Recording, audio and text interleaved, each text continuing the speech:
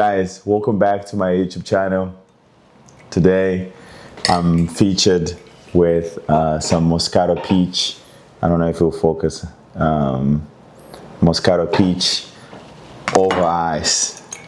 I don't know if that's illegal, guys. Is it illegal to pour Moscato over ice? Let me know in the comments if it is, but hey, that's what's up today. I'm here for my house, for my kitchen, living room, coming to you live on day 29 and day 30 of my 200-day self-growth journey. Thank you for tuning in. Thank you for joining me today. It's been an incredible journey so far. I'm growing in all the areas of my life, intentionally taking time to just be by myself so I can address anything that I need to learn about myself and about the world, and bring you along the journey. Alongside with me this week, I'm finishing off this book, The 5 Regrets of the Dying, and of course, I'm reading also the greatest book ever written, the Bible. And also learning from real life that's happening right now. I moved to Miami a year ago after a separation/divorce from my previous partner. And I've been building my life since then. I joined a church out there here that's been a big part of my life. I just living life. I started photography. Now it's a business that I'm pursuing with a lot of passion that God has been blessing me through. I'm super grateful for that. Yeah, here I am. This is day 30 of being completely intentional about the journey of self-growth. So guys, join me. It's the New Men podcast. It's the New Men project, day 30 and day 29. So what did I learn in the last 2 days? So what did I learn in the last 2 days? And what's new? So what's new is that yesterday was Sunday, as some of you may know if you're watching this on the appropriate day. But today is Monday, and yesterday, I think what stood out to me in terms of lessons, what's new, was the preacher was Dakota, one of our pastors, preached about Ruth, the book Ruth, and it was an incredible sermon. And basically what he talked about is 3 things about the Redeemer and how he had to be able, willing, and related to Ruth to be able to Naomi to be able to serve them and to be able to buy land from them so that they could have a Redeemer. And how that is a parallel with the Lord, our Lord and Savior Jesus Christ, who also redeemed us. But I think what was powerful about that story, and what's always powerful about that story, is how God weaves together a story of people that had almost lost faith in the circumstances that found themselves, and how he completely transformed them and transformed their story to tell a bigger story, which is his story. And how that is also often a parallel in our own lives, where we may have given up or may feel that God has forgotten about us, but really we are part of a bigger story. It's quite an encouraging story.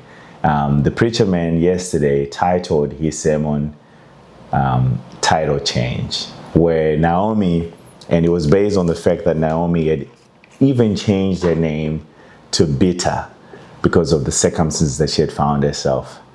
Isn't that powerful? How many times do we find ourselves about to change our names because of the circumstances we find ourselves in?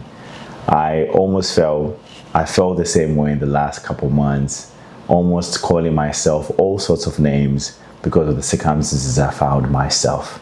Whether that's not having a job, an end to a relationship that had formed the basis of my foundation of my life and my identity, and losing my job at Discord, going through a transition to a city that I had never lived in without any friends or family, and feeling completely alone.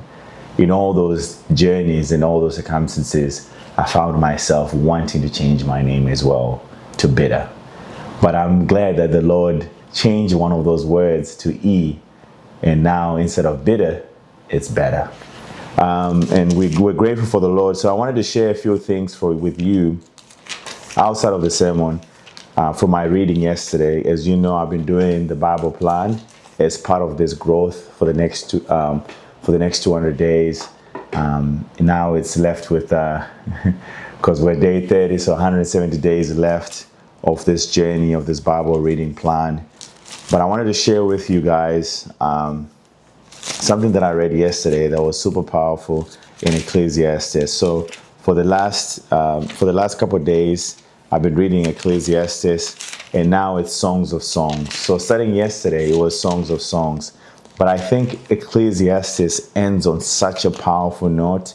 It's only 12 chapters, believe it or not, but it's an incredible reading. It's an incredible Bible chapter and Bible book that talks about how to live life with wisdom, what's most important in life and what's less important. This is written by one of the kings in Israel who had amassed so much wealth, and there was no one who was as handsome, as well-dressed, as presentable, as wise as this man.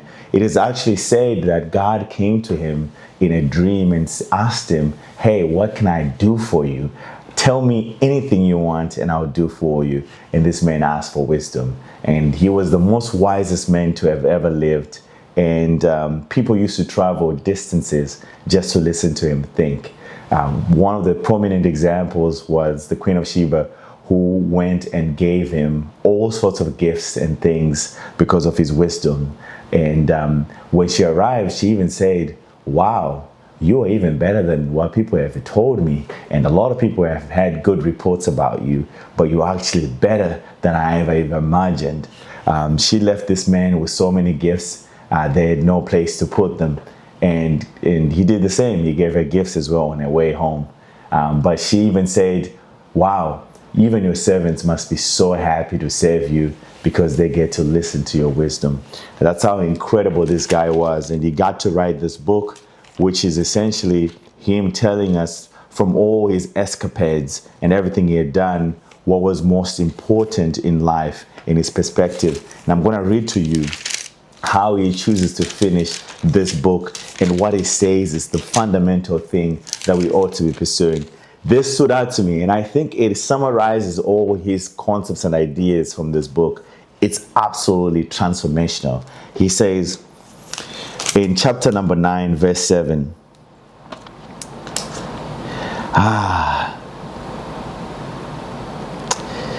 actually, I don't want to start at verse 7. I actually want to start at verse 3, because so that gives us a little more context, yeah?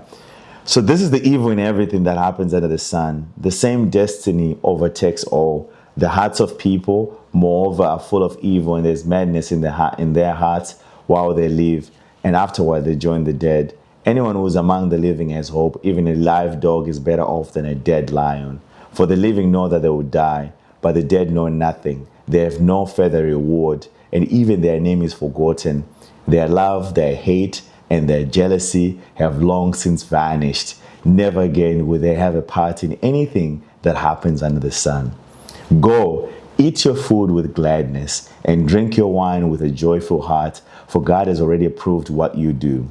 Always be clothed in white, and always anoint your head with oil. Enjoy your life with your wife, whom you love, all the days of this meaningless life that God has given you under the sun. All your meaningless days, for this is your lot in life, and in your toilsome labor under the sun. Whatever your hands finds to do, do it with all your heart, with all your might, for in the realm of the dead, where you are going, there is neither working, nor planning, nor knowledge, nor wisdom. And I think he comes back to this idea over and over again of how life is meaningless and how we ought to eat and drink and be merry. That's why today I'm starting this episode with a glass of wine over ice, because hey, I'm commemorating what the king himself said. King Solomon, the most wise man to ever live, said himself. So to King Solomon. Hey, look, and this almost may seem like a joke, but it had such an impact to me. That's why I'm wearing also a collared shirt for this episode, because I even made a mark to myself that from yesterday onwards, not that I was not already doing this, but I'm going to even be more intentional about this, that I ought to enjoy my life. I've made a mark that I'm going to enjoy my life. And what really touched me in those chapters is when he says, whatever you get to do, do it with all your might, because there's neither planning, I don't want to butcher it. Where you're going, there's neither working, no planning, no knowledge, no wisdom. When you die, it's over. It's all gone. And the key thing is, you do not know when you're going to die, right? And one of the most powerful things in reading these books next to each other, because I'm also reading a secular book. Sorry. If you're watching this. Okay, that was me on my YouTube channel, which you guys are watching. But anyway, forgive me for that. But it's been so powerful reading Ecclesiastes while reading this, because this book is about people that are at the end of their lives. They have days or at best weeks left to live, right? And one of the things they talk about is how when they're at the end of their lives, people are very honest, right? Because they know that they don't have much time left. They're facing death, right? But the irony of that is that we're all facing death, because no one at all knows when they're going to die. I could die tomorrow. Maybe this 200-day project is unto my death. I do not know. Maybe I'll die before it's over. Maybe I'll die tomorrow. Who knows, right? Who knows? Nobody does. We're all always facing death. That's the irony of all. It doesn't matter if you're young, old, or whatever in between. No one knows when they're going to die. And so that tells us we should live like this every day. Not when we get sick and we're almost facing death, because sometimes we will never even get a chance to say goodbye. This is a gift. It's a gift for the people that got to be in these stories, because they get to say goodbye to their families because they were in end-of-life care. But some of us may never get to experience end-of-life care. You can get hit by a car tomorrow and that's it. Anyway, what I'm trying to say is, he says, where we're going, where all of us are going, there's no wisdom, there's no knowledge, there's no working, there's no planning. So whatever you get to do in this life, do it with all your might, because you just don't know. You just don't know when you're going to have to leave. You may have to leave tomorrow. And also he says, eat your food with gladness. Just savor that food. When you put it in your mouth, just take an extra second of gladness, right? And drink your wine, guys. Drink your wine with a joyful heart. For God has already approved what you do. Always be clothed in white. That's another thing. I think it's a metaphor. I don't know what he meant by always be clothed in white. Maybe he literally meant always be clothed in white, which I don't think is true. I think what he really meant is like, be pure-hearted. Be pure, be kind-hearted, be loving.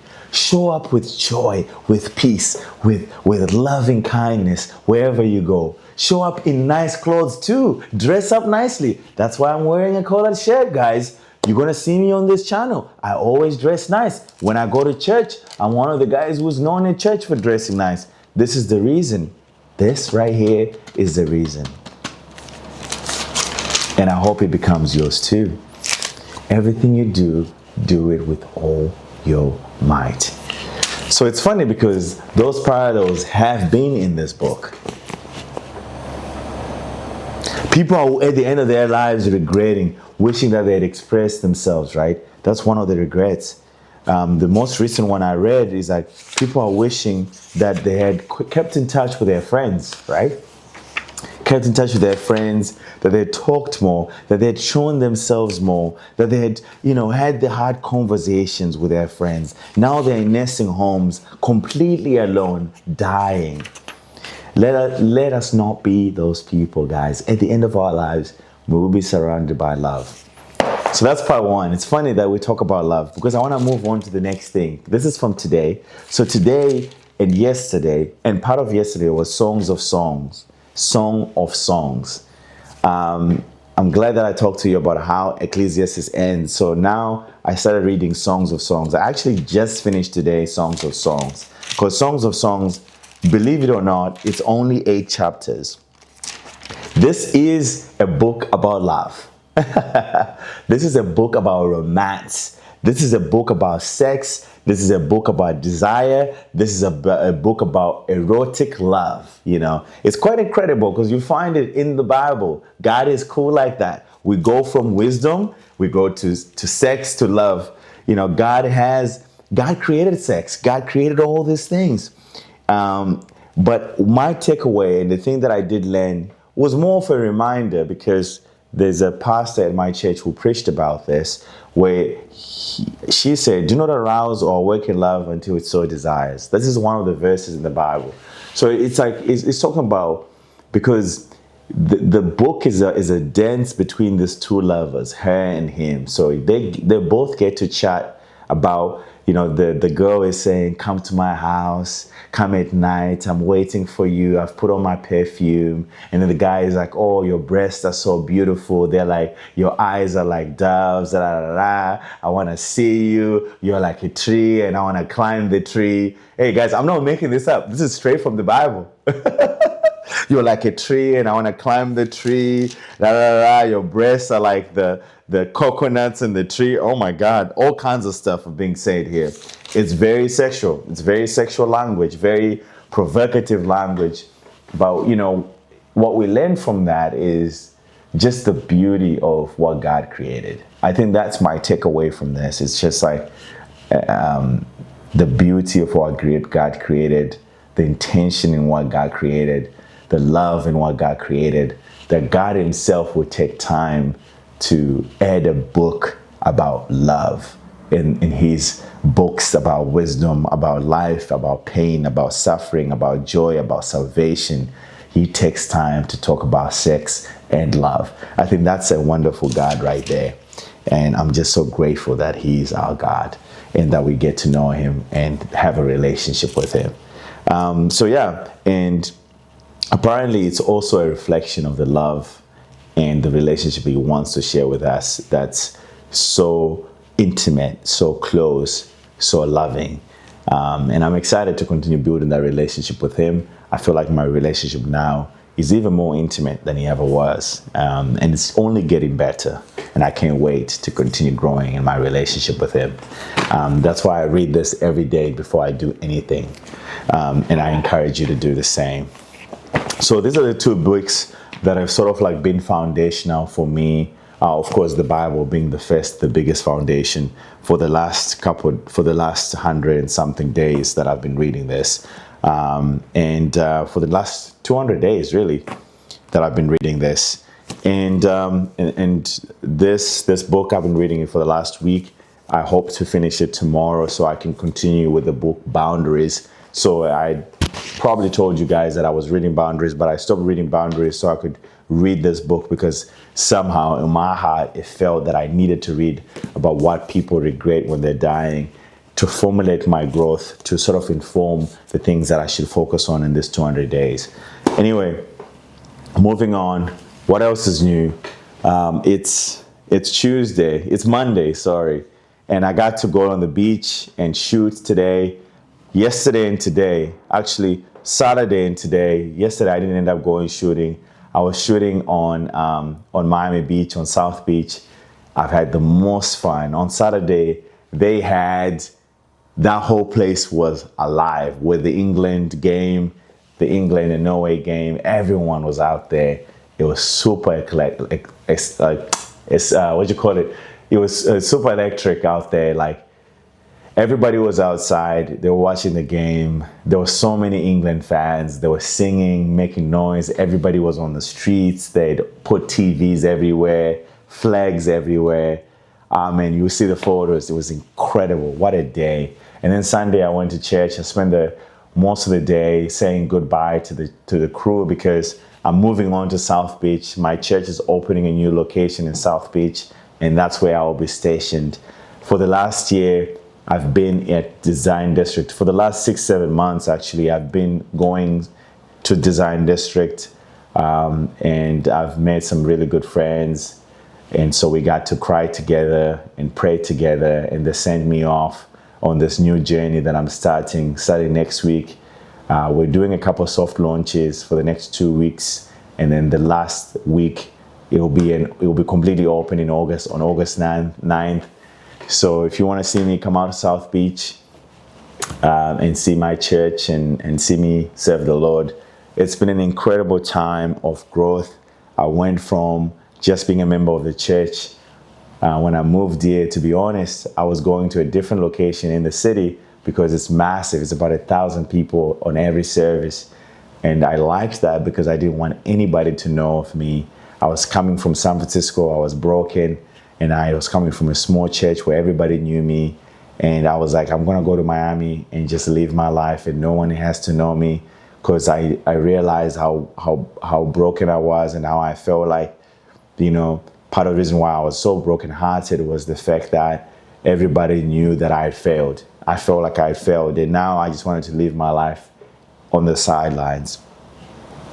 And when I started this friendship with my friend Peter, he encouraged me to start serving a church, and I didn't want to because I didn't want people to know me, but he kept encouraging me, and God eventually put on my heart to go and do Growth Track, which is the way that the church kind of trains you to start serving for the church. And I knew just instinctively that I needed to do photo. I started doing photo at church, and that's how I ended up here, where I ended up with a 100-day project that became this 200-day project. So none of this would have happened if I hadn't said yes to serving and to having people know me personally. And am I grateful that I've had people know me personally? Because out of that have come out beautiful relationships that have shown me so much love that I would have missed out on if I had not said yes to God. I'm so grateful that I got to say yes, because now I have some of the best friends I've ever had in my life.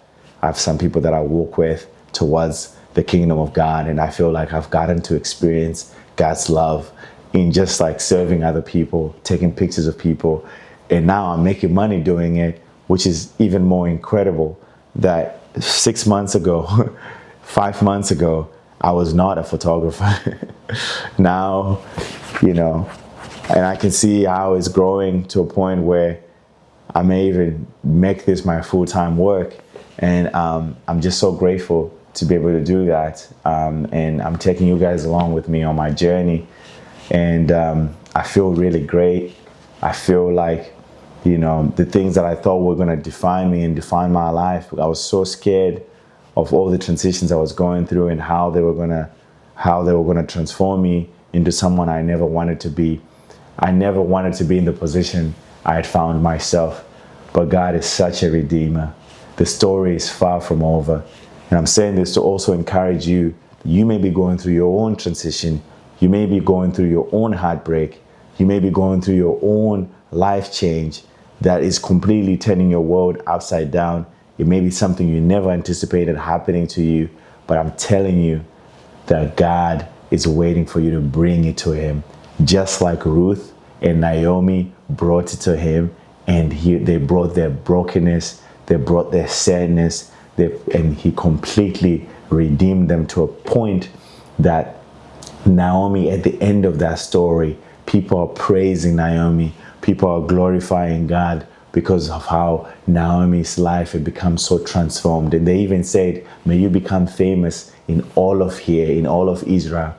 And guess what? She didn't only become famous in a small town, she became famous in the entire world. That 2,000 years after that, with 4,000 years, I don't know how many years, thousands of years after that, we're still talking about this woman. That's how God can change and transform your life. And I believe it, and I want you to believe it. So guys, I'm gonna leave you on that. That's day 29 and day 30. See you on day 31 and day 32. Love you guys. Take care. Peace.